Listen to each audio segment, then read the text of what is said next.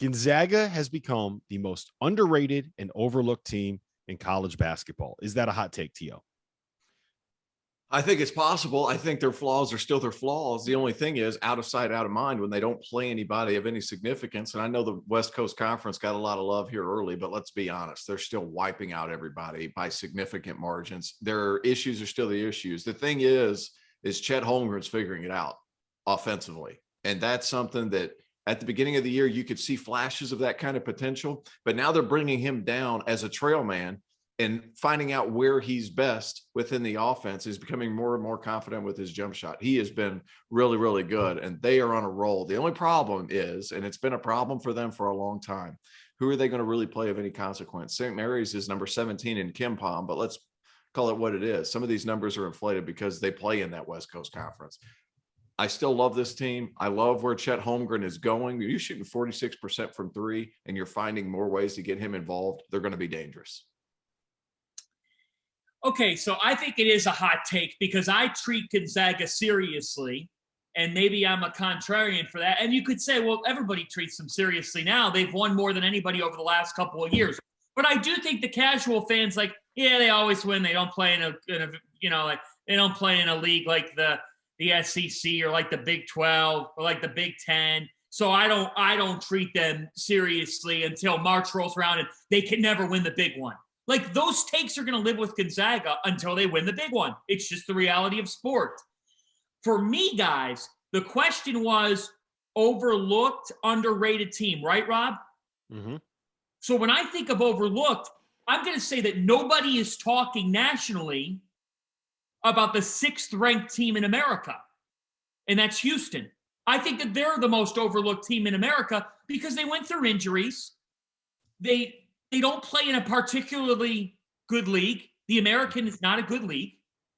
And we look at them and we're like, yeah, but can we treat them seriously in March?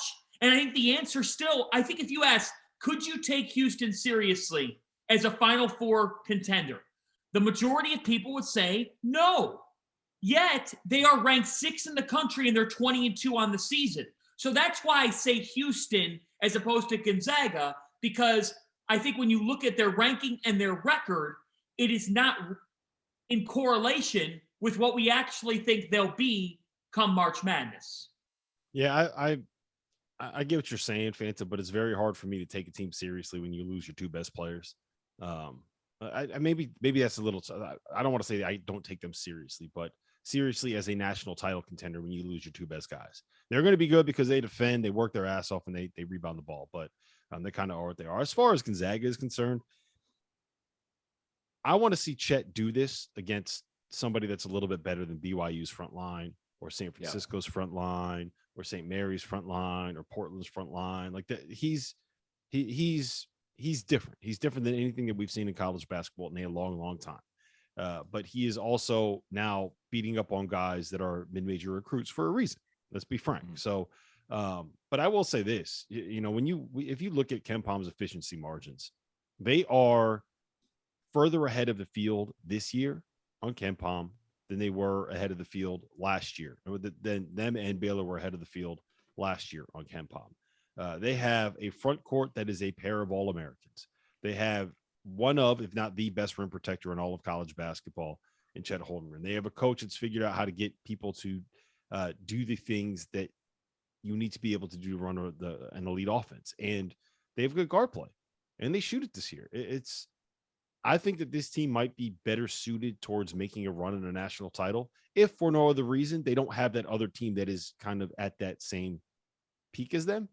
I don't know if I'd call them overrated or overlooked, though, or underrated or overlooked, just because, I mean, it is what it is. You play in the WCC, people stop paying attention. It doesn't. They're on the West Coast and they're playing they're playing games that don't matter. It's just, this is what's going to happen for Gonzaga until they get into the Pac-12 or the Mountain West or anywhere else.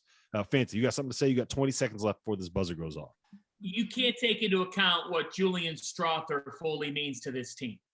I think that he is invaluable on both ends of the floor. He's a reason why they're top 10 in defense. So, look, they're incredibly balanced, and that balance could lead them to cutting down the nets.